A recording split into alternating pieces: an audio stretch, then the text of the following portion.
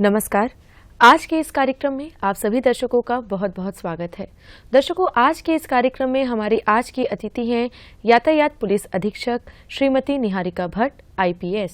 तो निहारिका जी, आपका हमारे इस कार्यक्रम में बहुत बहुत स्वागत है जी।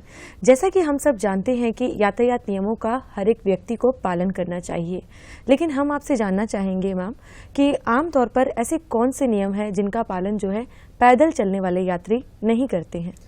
मैं ये बताना चाहूँगी कि जो रोड एक्सीडेंट्स होते हैं उसमें अक्सर जो पैदल चलने वाले यात्री होते हैं, पेडेस्ट्रियंस होते हैं, उनको अधिक चोट लगती है क्योंकि गाड़ी स्पीड से आ रही होती है, भले ही वो 2 व्हीलर हो या 4 व्हीलर हो। इसमें जो पैदल चलने वाले यात्री हैं उनको जब सड़क क्रॉस कर रहे हैं तो जेब्रा क्रॉसिंग पे जाके सड़क क्रॉस करनी चाहिए। जहाँ पे चौराहे हैं या फिर तिराहे हैं जहाँ पे गाड़ियों की संख्या ज़्यादा है, वहाँ पे थोड़ा संभल के रोड क्रॉस करें, बाएं देखें, दाएं देखें, फिर बाएं देख के फिर रोड क्रॉस करें।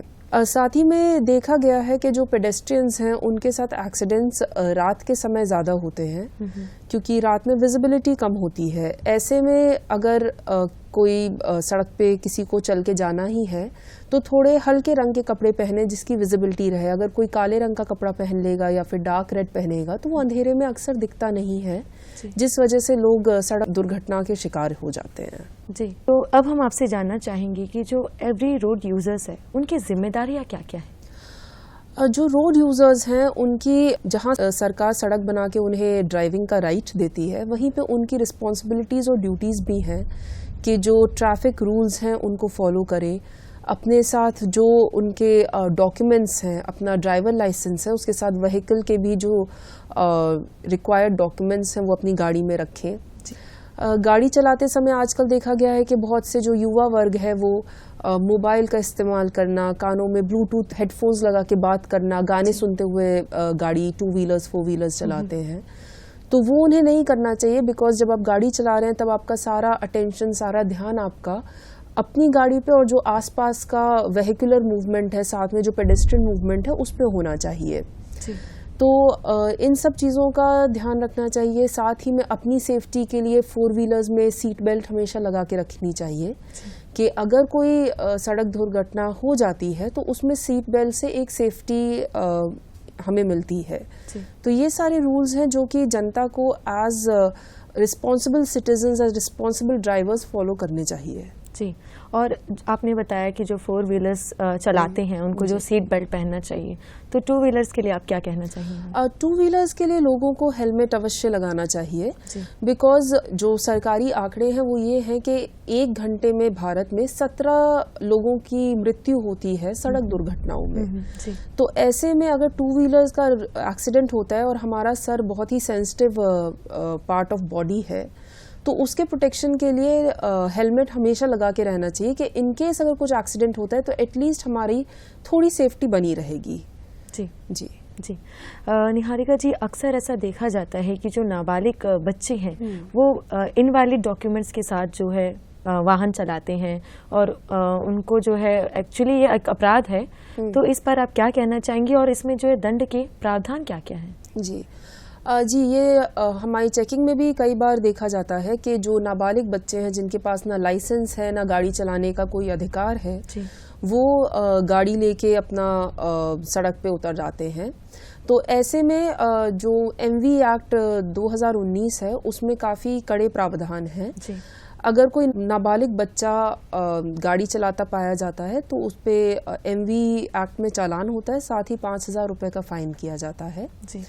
उसी के साथ MV एक्ट 2019 जो गाड़ी का मालिक है या फिर जो गार्जियन है, बच्चों के पेरेंट्स हैं, अभिभावक हैं, उनके लिए भी काफ़ी सख्त प्रावधान लेके आया था।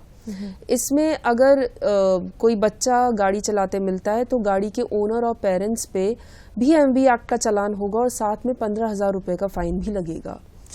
तो जो हमारे लीगल प्रोविजंस हैं वो अंडर एज ड्राइविंग को लेके काफ़ी स्ट्रिक्ट हैं, बट फिर भी देखा जाता है कि बच्चे अंडर एज ड्राइविंग कर रहे हैं और एज अ सोसाइटी हमारी रिस्पॉन्सिबिलिटी है कि हम ये अवेयरनेस स्प्रेड करें कि 18 साल की उम्र के पहले कोई भी अपना व्हीकल्स ना चलाएं, बिना लाइसेंस के ना चलाएं, बिना proper vehicle driving license test के बिना कोई भी गाड़ी ना चलाए। जी, लेकिन जैसे कि अभी आपने बताया कि जो नाबालिग बच्चे हैं उनके साथ उनके पेरेंट्स की भी जिम्मेदारी होती है और जो गाड़ी के ओनर हैं, लेकिन इसमें मुख्य रूप से जो बच्चों के जो पेरेंट्स होते हैं उनकी क्या जिम्मेदारी होती है?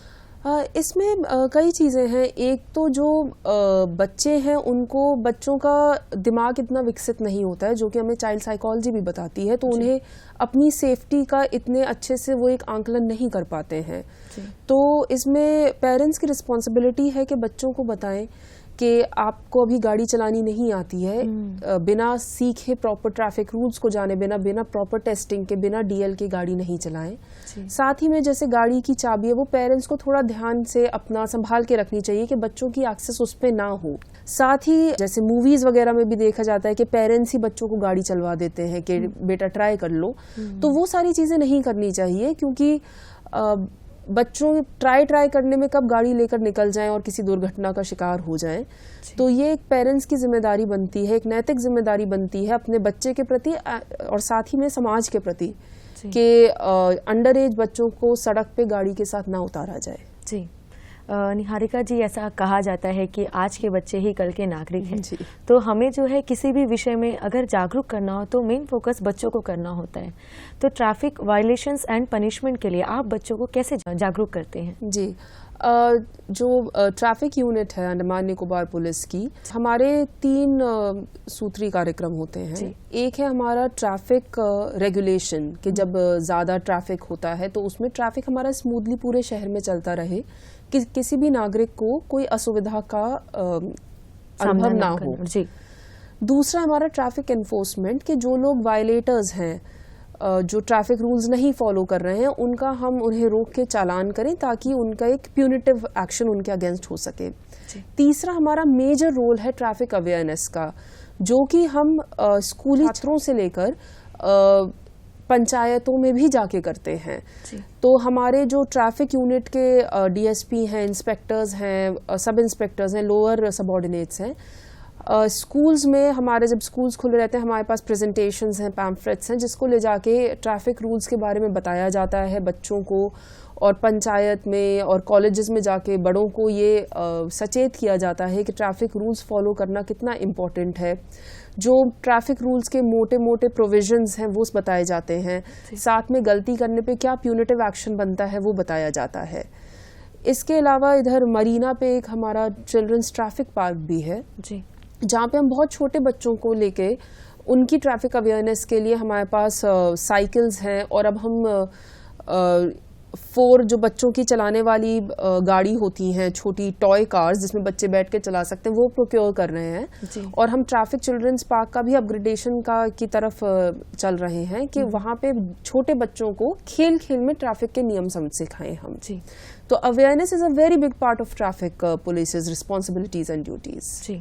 जैसे कि अभी आपने चिल्ड्रंस पार्क जो ट्रैफिक पार्क है इसके बारे में बताया, इसका समय जो है हमारे दर्शकों को जरा बताइए। चिल्ड्रंस ट्रैफिक पार्क जो है इवनिंग के आवर्स में 4 बजे के बाद से हमारा स्टाफ भी वहाँ पे रहता है, और इवनिंग के आवर्स में 4 से 8 वहाँ पे स्टाफ रहता है। वहाँ पे लोग अपने बच्चों के साथ जा सकते हैं। जो छोटे बच्चों की साइकिल्स होती हैं, बाईसाइकिल्स और ट्राईसाइकिल्स अवेलेबल हैं अलॉन्ग विद हेलमेट्स, जिससे छोटी ही उम्र में बच्चों को एक ये सिखाया जाता है कि अगर आप कभी भी किसी गाड़ी पे बैठे, किसी साइकिल पे बैठे तो हेलमेट लगाएं।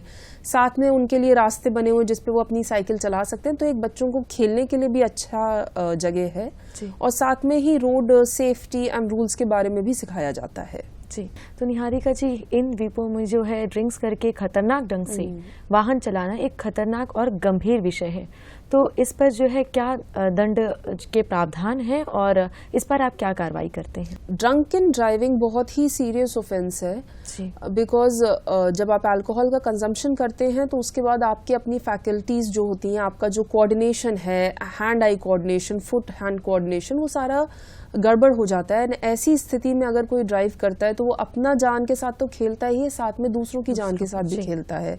अक्सर देखा गया है कि जो फेटल रोड एक्सीडेंट्स हैं उसमें drunken driving is a very important part. तो ऐसे में एमवी एक्ट 2019 के जो प्रावधान है ड्रंकन ड्राइविंग को लेके वो काफी स्ट्रिक्ट हैं। अगर कोई भी व्यक्ति ड्रंकन ड्राइविंग करते हुए पकड़ा जाता है तो उसका एमवी एक्ट का चालान होता है, साथ में कोर्ट में उसकी रिपोर्ट जाती है।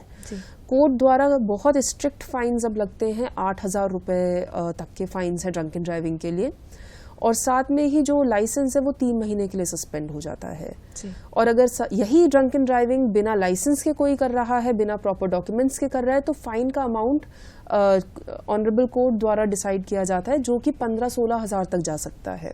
एनफोर्समेंट ऑन ड्रंकन ड्राइविंग बहुत इम्पॉर्टेंट है, और हमारे पास एल्कोमीटर्स भी हैं जिसकी सहायता से हम ड्रंकन ड्राइविंग का enforcement drive on a regular basis करते हैं। जी, जैसे कि अभी हमने बात की कि शराब पीकर जो है गाड़ी नहीं चलानी चाहिए, लेकिन जो ड्रग्स लेते हैं और ड्रग्स का सेवन करके गाड़ी चलाते हैं, इससे जो है उनकी तो जान को खतरा होगा ही, लेकिन जो सामने आ रहे हैं या जा रहे हैं गाड़ी पे या पैदल पे, उनकी जान को भी खतरा होता है। तो इस पर रोक लगाने के लिए या लगाम लगाने के लिए आपकी ओर से क्या किया जा रहा है? इसके लिए हम जो रैश ड्राइविंग है, अगर कोई ड्रग्स के इन्फ्लुएंस में है तो वो रैश ड्राइविंग करता है, तो ऐसे में हम रैश ड्राइविंग के चालान करते हैं। और साथ में ट्रैफिक यूनिट की एक हॉक पुलिस फोर्स है जिसमें हमारे 4 मोबाइल पेट्रोल्स रहती हैं, जिसमें हमारे ट्रैफिक पुलिस यूनिट के पर्सनल बाइक्स पे राउंड लगाते हैं, और अगर कहीं से भी इंफॉर्मेशन आती है कि कोई ड्रग का सेवन करके गाड़ी चलाते हुए या बाइक चलाते हुए दिख रहा है, तो ऑन द स्पॉट जाके उनको पकड़ा जाता है, उनकी धरपकड़ करी जाती है।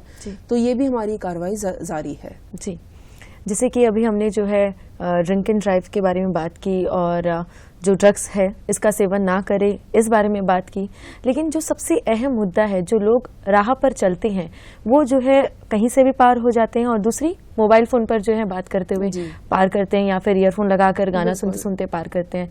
तो इससे जो है दूसरी जो गाड़ी आ रही है उसकी हॉर्न की आवाज भी उन तक नहीं पहुंच पाती, जिसकी वजह से दुर्घटना होने के चांसेस बढ़ जाते हैं। तो इनको आप क्या कहना चाहेंगे? जी, इसमें 2 पहलू हैं इस चीज़ के। एक तो जो गाड़ी चला रहे हैं उनको भी पेडेस्ट्रियंस का थोड़ा सा ध्यान रखना चाहिए, because pedestrians have a right of वे कि रास्ता उनके लिए भी है। अब किसी ए पॉइंट से बी पॉइंट तक जाने के रास्ता तो एक ही, अब ऐसा नहीं कर सकते कि पेडेस्ट्रियंस के लिए अलग हो और गाड़ियों के लिए अलग हो। तो there has to be a coexistence कि हमारी गाड़ियां भी चलें और लोग पैदल भी चल सकें। तो जो गाड़ी चालक हैं उनको भी थोड़ा ध्यान से अपनी स्पीड लिमिट में गाड़ी चलानी चाहिए कि गाड़ी उनकी कंट्रोल में रहे, कि अगर कोई पेडेस्ट्रियन जाने अनजाने आ रहा है तो हॉर्न बजा के उसको सचेत कर सके, अपनी गाड़ी पे ब्रेक लगा सके कि गाड़ी आउट ऑफ कंट्रोल ना जाए। दूसरा पहलू है पेडेस्ट्रियंस का। तो इसमें मेरी पेडेस्ट्रियन से गुजारिश रहेगी कि इसमें अपनी सेफ्टी का ध्यान खुद रखें। जैसे सड़क पे चल रहे हैं तो गाड़ियों का ध्यान रखें कि दाएं से गाड़ी आ रही है, बाएं से गाड़ी आ रही है। साथ में जब सड़क पे चल रहे हैं तो ट्रैफिक जिस तरफ से आ रहा है उस तरफ फेस करके चलें, ताकि सामने से आते ट्रैफिक से आप बचना आपके लिए ज्यादा आसान है। अगर ट्रैफिक पीछे से आ रहा है तो पेडेस्ट्रियंस को पता भी नहीं कि पीछे से कौन सी गाड़ी आ रही है, तो वो रिएक्ट नहीं कर पाते हैं, इन टाइम के साइड हो जाएं। जी, साथ में मोबाइल पे या फोन में ईयरफोन्स लगा के पेडेस्ट्रियंस ना चलें तो that is highly advisable, because when you are walking on road, eyes के साथ आपका जो हियरिंग एबिलिटी है that also becomes very important, कि गाड़ी के आने की आवाज है, हॉर्न बजने की आवाज है, साइकिल की घंटी जो बहुत हल्की सी ट्रिंग ट्रिंग करती है, वो सुनने के लिए आपको at least you have to be alert audibly. So ये चीजें हैं। साथ में रात के समय में हल्के रंग के कपड़े पहने कि थोड़ी विजिबिलिटी रहे।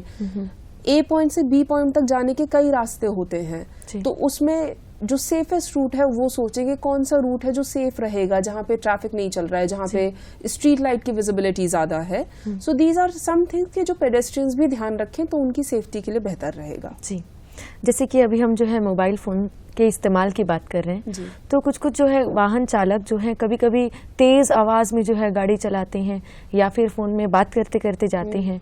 तो गाड़ी चलाते समय मोबाइल फोन का इस्तेमाल करना ये तो अपराध ही है, तो इस पर जो है कानून क्या कहता है? हमारा कानून है, इसमें सुप्रीम कोर्ट की भी काफी स्ट्रिक्ट गाइडलाइंस आई हैं 2016-17 के टाइम में।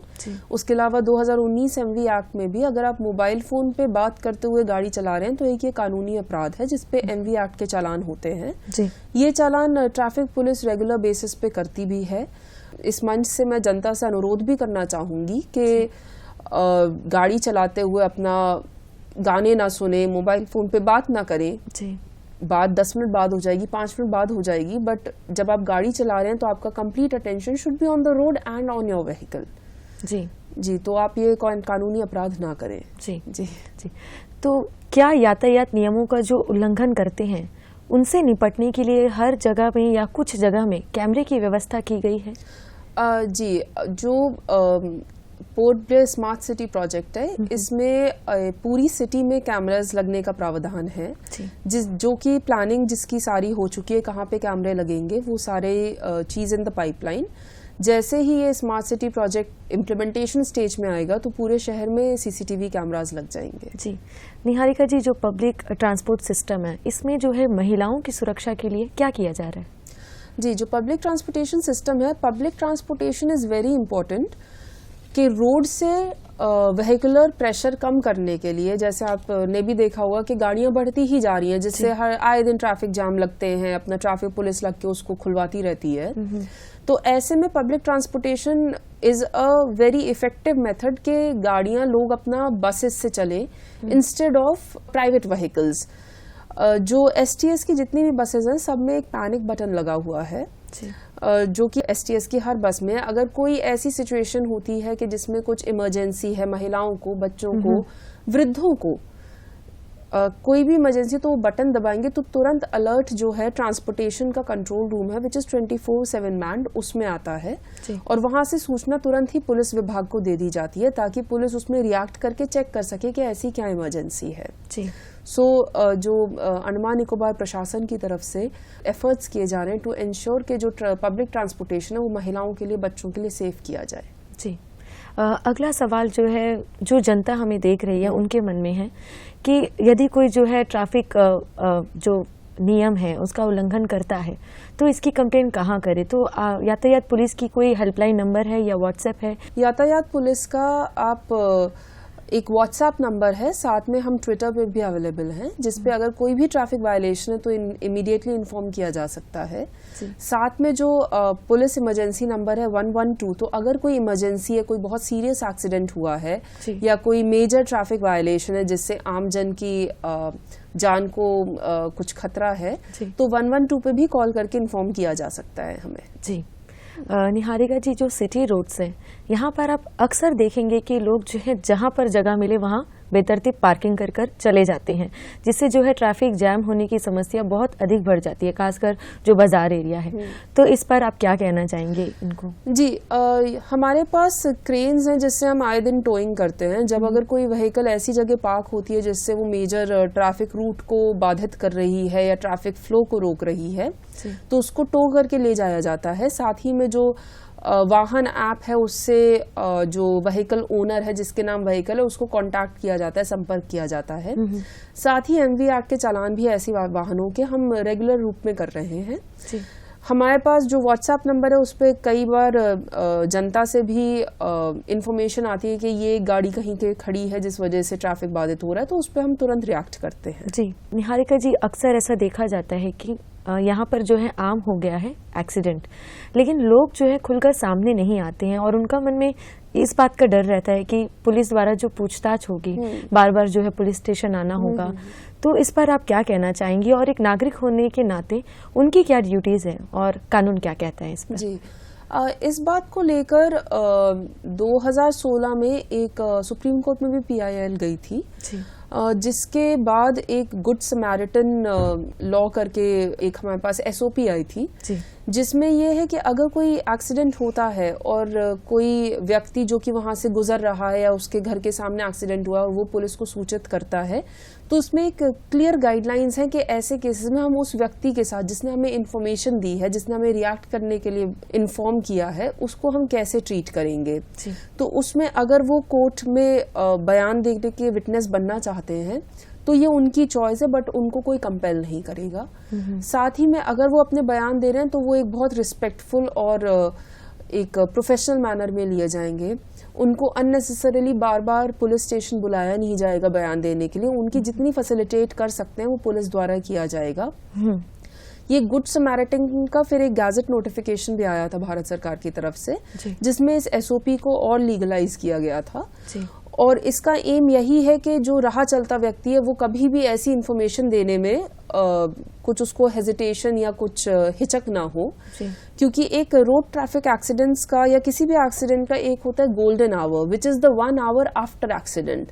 अगर उस पहले 1 घंटे में जो व्यक्ति जिसका एक्सीडेंट हुआ है उसको हॉस्पिटल पहुंचा के उसको केयर मिल जाए तो उसके जीवित रहने की प्रोबेबिलिटी, उसके चांसेस बहुत हाई हो जाते हैं। तो इसको ध्यान में रखते हुए हम ये गुड समैरिटन की जो लॉ है इसकी पूरी प्रैक्टिस जो है फॉलो करते हैं। तो आजकल जो सबसे बड़ी समस्या है वो है ट्रैफिक। यदि कोई घर से बाहर जाता है किसी भी काम के लिए तो उनको समय से पहले निकलना होता है, तो इसका जो मुख्य कारण है ये बढ़ती हुई गाड़ियां हैं। तो इस पर आप क्या कहना चाहेंगे और इस पर आप कैसे कंट्रोल पाती हैं? ट्रैफिक रेगुलेशन है विच इज, मैंने बताया, हमारा एक इम्पॉर्टेंट वर्क फंक्शन है। इसमें जो बढ़ती गाड़ियां हैं उसमें एक तो ये है कि जैसा जो कारपूलिंग होती है या पब्लिक ट्रांसपोर्टेशन है कि लोग उसको ज़्यादा से ज़्यादा इस्तेमाल करें, जिसके लिए अंडमान निकोबार प्रशासन की बसेस चलती हैं और ये हमारे प्राइवेट ऑटोज भी चलते हैं जिसमें लोग एक ही वाहन में कई ढेर सारे लोग एक ही डेस्टिनेशन की तरफ जाते हैं, जिससे प्राइवेट वाहन इसका इस्तेमाल कम होता है। साथ ही में जब हम प्रिडिक्ट कर पाते हैं, हमारे ट्रैफिक यूनिट का एक इम्पॉर्टेंट रोल है prediction of traffic movement also. जैसे कुछ इंपॉर्टेंट आवर्स होते हैं, जैसे जब स्कूल का टाइम होता है, ऑफिस का टाइम होता है, स्कूल छूटने का टाइम होता है या बारिश आ जाती है, तो हमें पता होता है कि यहाँ पे ट्रैफिक अब इश्यूज आएंगे, तो हम ऑलरेडी अपनी फोर्स को ऐसे डिप्लॉय करते हैं या ट्रैफिक को हम ऐसे मूव करते हैं कि जनता को ट्रैफिक में कम से कम परेशानी हो फंसने की वजह से। ट्रांसपोर्ट व्हीकल है ये जो है अपनी जो भी शर्तें हैं, मापदंड है, अच्छे से फॉलो करते हैं, यानी आप ये कैसे सुनिश्चित करती हैं? जी, जो ट्रांसपोर्टेशन की व्हीकल्स होती हैं इनकी हम रेगुलर चेकिंग करते हैं, बसेस की, ऑटोज की, सबकी, कि इनके सारे डॉक्यूमेंट्स ठीक हैं, जो ड्राइवर्स हैं वो डीएल के साथ गाड़ी चला रहे हैं, इनके पोल्यूशन चेक्स हैं, और अगर नहीं होते हैं तो इन पे भारी फाइन किया जाता है एमवी एक्ट के तहत। तो ये हमारी एक रेगुलर एनफोर्समेंट ड्राइव्स चलती रहती हैं, जिसके तहत हम सुनिश्चित करते हैं कि जितने भी व्हीकल्स हैं वो सारे रूल्स और रेगुलेशंस को फॉलो करके ही सड़क पे उतरे। जी, जो यात्री हैं और यात्रा करते हैं ऑटो में, तो जो ऑटोमीटर्स है वो सही से काम कर रहे हैं या नहीं, यह सुनिश्चित आप कैसे करती हैं?